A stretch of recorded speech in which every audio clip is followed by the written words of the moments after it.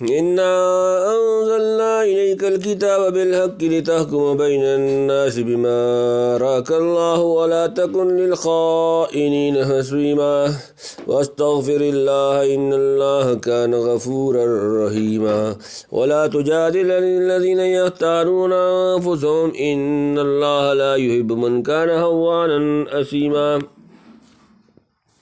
يستخفون من الناس ولا يستخفون من الله وهو معهم إذ يبيتون ما لا يرضى من القول وكان الله بما يعملون محيطا ها أنتم هؤلاء جادلتم عنهم في الحياة الدنيا فمن يجادل الله عنه يوم القيامة أم من يكون عليهم وكيلا من يعمل سوءا أو يظلم نفسه ثم يستغفر الله يجد الله غفورا رحيما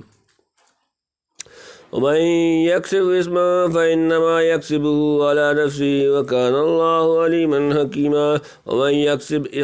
يكسب خطيئة أو إثما ثم يرمي به بريئا فقد احتمل بهتانا وإثما مبينا إنا أنزلنا إليك الكتاب بالحق لتحكم بين الناس بما أراك الله ولا تكن للخائنين خصيما إنا بے شک ہم نے نازل کیا الیکا آپ کی طرف الکتابہ کتاب بالحق کی حق کے ساتھ سچی لتحکم تاکہ آپ فیصلہ کریں بین درمیان الناسی لوگ بما اراکا جو دکھائے آپ کو اللہ والا اور نہ تکن ہوں للخائنین خیانت کرنے والے دغاباز کے لیے خصیمن جھگڑنے والا طرفدار بے شک ہم نے حق پر مشتمل کتاب تم پر اس لیے اتاری ہے کہ تاکہ تم لوگوں کے درمیان اس طریقے کے مطابق فیصلہ کرو جو اللہ نے تم کو سمجھا دیا ہے اور تم خیانت کرنے والوں کی طرفدار نہ بنو۔ یہ آیتیں اگرچہ عام ہدایتوں پر مشتمل ہیں مگر ایک خاص واقعہ میں نازل ہوئی ہیں۔ خاندان بنو ابیرک کے ایک شخص بشر نے جو ظاہری طور پر مسلمان تھا ایک صحابی حضرت رفاع رضی اللہ تعالیٰ عنہ کے گھر میں نقب لگا کر کچھ غلہ اور کچھ ہتھیار چرا لیے اور لے جاتے وقت ہوشیاری یہ کی کہ غلے کی بوری کا منہ اس طرح کھولا کہ تھوڑا تھوڑا غلہ راستے میں گرتا جائے یہاں تک کہ ایک یہودی کے گھر کے دروازے پر پہنچ کر بوری کا منہ بند کر دیا اور بعد میں چوری کیے ہوئے ہتھیار اس یہودی کے پاس رکھوا دیے۔ جب چوری کی تفتیش شروع ہوئی تو ایک طرف غلے کے نشانات یہودی کے گھر تک پائے گئے اور دوسری طرف ہتھیار اسی کے پاس سے برآمد ہوئے۔ اس لیے شروع میں حضرت صلی اللہ علیہ وآلہ وسلم کا خیال یہ ہونے لگا کہ یہ چوری اس یہودی نے کی ہے۔ یہودی سے پوچھا گیا تو اس نے کہا کہ ہتھیار تو میرے پاس بشر نامی شخص نے رکھوائے تھے مگر چونکہ وہ اس پر کوئی گواہ پیش نہ کر سکا تھا اس لیے آپ کا رجحان اس طرف ہونے لگا کہ وہ جان بچانے کے لیے بشر کا نام لے رہا ہے۔ دوسری طرف بشر کے خاندان بنو ابیرک کے لوگ بھی بشر کی وکالت کرتے ہوئے اس بات پر زور لگا رہے تھے کہ سزا بشر کے بجائے یہودی کو دی جائے۔ ابھی یہ معاملہ چل نہیں رہا تھا کہ یہ آیات کریمہ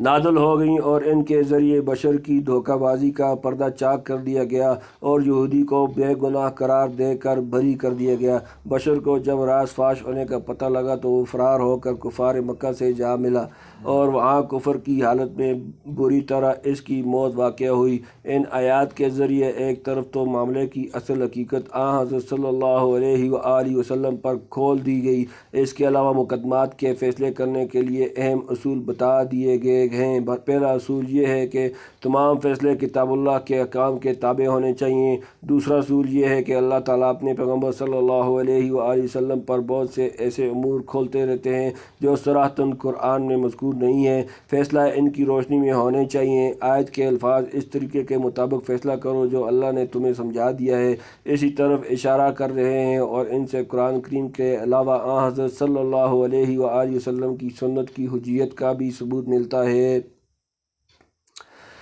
تیسرا اصول یہ بیان فرمایا گیا ہے کہ جس کسی شخص کے بارے میں یہ معلوم ہوا کہ وہ کسی مقدمے میں غلطی پر ہے اس کی وکالت کرنا جائز نہیں۔ بنو ابیرک جو بشر کی وکالت کر رہی تھی ان کی تنبیہ کی گئی ہے کہ اول تو یہ وکالت جائز نہیں، دوسرے اس کا فائدہ ملزم کو زیادہ سے زیادہ دنیا میں پہنچ سکتا ہے، آخرت میں تمہاری وکالت اس کو اللہ کے عذاب سے نہیں بچا سکتی۔ وَاسْتَغْفِرِ اللَّهَ إِنَّ اللَّهَ كَانَ غَفُورًا رَحِيمًا۔ وَاسْتَغْفِر اور بخشش مانگیں اللہ اِنَّ بے شک اللہ کانا ہے غفوراً بخشنے والا، رحیماً مہربان، اور اللہ سے مغفرت طلب کرو، بے شک اللہ بہت بخشنے والا بڑا مہربان ہے۔ وَلَا تُجَادِلْ عَنِ الَّذِينَ يَخْتَانُونَ أَنفُسَهُمْ إِنَّ اللَّهَ لَا يُحِبُّ مَنْ كَانَ خَوَّانًا أَثِيمًا۔ آسان ترجمہ، ولا تجادل اور نہ جھگڑیں ان سے الذین جو لوگ یختارون خیانت کرتے ہیں انفسہم اپنے تئیں ان بے شک اللہ لا یحب دوست نہیں رکھتا من کانا جو ہو خوانن خائن دغاباز اثیمن گنہگار، اور کسی تنازع میں ان لوگوں کی وکالت نہ کرنا جو خود اپنی جانوں سے خیانت کرتے ہیں، اللہ کسی بھی خیانت کرنے والے گنہگار کو پسند نہیں کرتا۔ یستخفون من الناس ولا یستخفون من اللہ وهو معهم اذ یبیتون ما لا یرضی من القول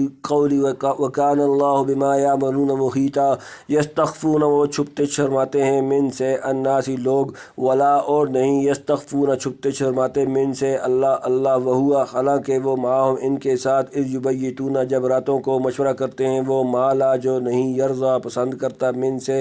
القولی بات، وکانا اور ہے اللہ بما اس سے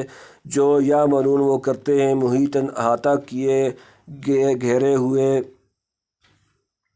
یہ لوگوں سے تو شرماتے ہیں اور اللہ سے نہیں شرماتے، حالانکہ وہ اس وقت بھی ان کے پاس ہوتا ہے جب وہ راتوں کو ایسی باتیں کرتے ہیں جو اللہ کو پسند نہیں، اور جو کچھ یہ کر رہے ہیں اللہ نے اس سب کا احاطہ کر رکھا ہے۔ یہ جو کچھ کر رہے ہیں اللہ ان کو دیکھ رہا ہے۔ ہا انتم ہؤلاء جادلتم عنہم فی الحیات الدنیا فمن یجادل اللہ عنہم یوم القیامۃ ام من یکون علیہم وکیلا۔ ہا انتم تم ہؤلاء وہ جادلتم تم نے جھگڑا کیا عنہم ان سے فی میں الحیات الدنیا دنیوی زندگی، فمن سو کون یجادل جھگڑے گا اللہ عنہم ان کی طرف سے یوم القیامت روز قیامت، ام یا من کون یکون ہوگا علیہم ان پر ان کا وکیل۔ ارے تمہاری بساط یہی تو ہے کہ تم نے دنیوی زندگی میں لوگوں سے جھگڑ کر ان خیانت کرنے والوں کی حمایت کر لی، بھلا اس کے بعد قیامت کے دن اللہ سے جھگڑ کر کون ان کی حمایت کرے گا یا کون ان کا وکیل بنے گا؟ وَمَن يَعْمَلْ سُوءًا أَوْ يَظْلِمْ نَفْسَهُ ثُمَّ يَسْتَغْفِرِ اللَّهَ يَجِدِ اللَّهَ غَفُورًا رَحِيمًا۔ ومن او جو یعمل کام کرے سوءً برا کام، او یظلم یا ظلم کرے نفسه اپنی جان، ثم یستغفر پھر بخشش چاہے اللہ یجد وہ پائے گا اللہ غفوراً بخشنے والا، رحیماً مہربان۔ اور جو شخص کوئی کر گزرے یا اپنی جان پر ظلم کر بیٹھے پھر اللہ سے معافی مانگ لے تو وہ اللہ کو بہت بخشنے والا بڑا مہربان پائے گا۔ وَمَن يَكْسِبْ إِثْمًا فَإِنَّمَا يَكْسِبُهُ عَلَى نَفْسِهِ وَكَانَ اللَّهُ عَلِيمًا حَكِيمًا۔ ومن اور جو یکسب کمائے اثمًا گناہ، فإنما تو فقط یکسبہ وہ کماتا ہے علی نفسی اپنی جان پر، وکانا اور ہے اللہ علیمًا جاننے والا، حکیمًا حکمت والا۔ اور جو شخص کوئی گناہ کمائے تو وہ اس کمائی سے خود اپنے آپ کو نقصان پہنچاتا ہے، اور اللہ پورا علم بھی رکھتا ہے، حکمت کا بھی مالک ہے۔ ومن یکسب خطیئة او اثما ثم یرمی به بریئا فقد احتمل بہتانا واثما مبینا۔ ومن او جو یکسب کمائے خطیئة خطا او اثما یا گناہ، ثم پھر یرمی به اس کی تہمت لگا دے بریئا کسی بے گناہ، فقد احتمل تو اس نے لادا بہتانا بھاری بہتان، و اثما اور گناہ مبینہ صریح کھلا۔ اور اگر کوئی شخص کسی غلطی یا گناہ کا مرتکب ہو پھر اس کا الزام کسی بھی بے گناہ کے ذمہ لگا دے تو وہ بڑا بھاری بہتان اور کھلا گناہ اپنے اوپر لاد لیتا ہے۔